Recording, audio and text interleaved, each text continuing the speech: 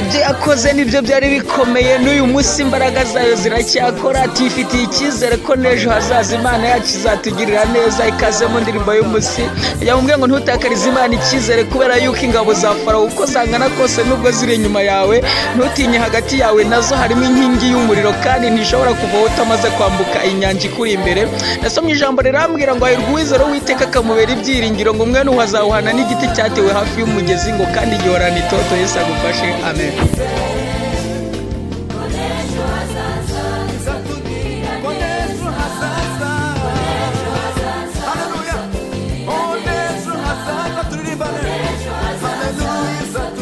Hallelujah.